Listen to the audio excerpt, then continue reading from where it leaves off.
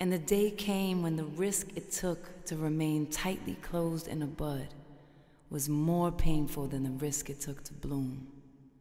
This is the element of freedom. Hello, my name is Ginger Young, and I'm the Director of Operations for the Center for Visionary Leadership, and I want to share my visionary leader story with you. I came to the Center for Visionary Leadership right after college, some 18 years ago, and I was potentially on a very promising track in the science and medical fields, but there was something inside that told me I needed to do something else. I was quite unhappy, and I wanted to find some meaning in my life and to have my inner life reflected in what I did in the world. And so my search began with looking to groups and organizations where I thought I could make a difference. I started to read every book that I could on every religion, spiritual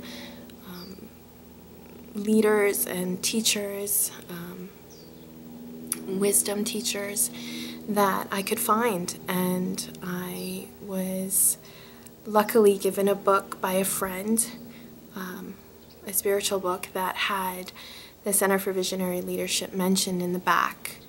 And I thought this was an incredible opportunity for me to sort of merge my wish for a spiritual life and somehow bringing that into my career, or even just what I did in the world, what I put my energy into.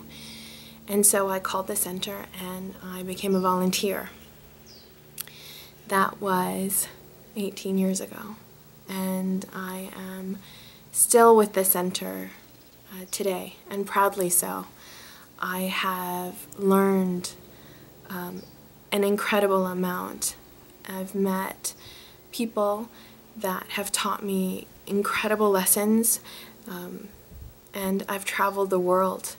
And I believe that the work that the center does is really at now the bridge between the outer world of business and politics, science and religion, and how we have the dialogue and bridge that gap between what our inner life calls for and bringing meaning into that. And I feel like having taken that leap of faith, trusting that voice inside me, even though that it was quite an unhappy voice, partly, but deeper than that, behind the sadness and behind the wanting more out of myself and my life, was this still small voice, what I call the voice of my soul. And my soul was urging me to do something and to take that leap and to act on this deeper belief that there was something purposeful in my life, and that I could be a leader, and that I was a leader because first and foremost, a leader is someone that leads themselves. And that is exactly what I felt I needed to do. And it was not easy. It was at times quite scary.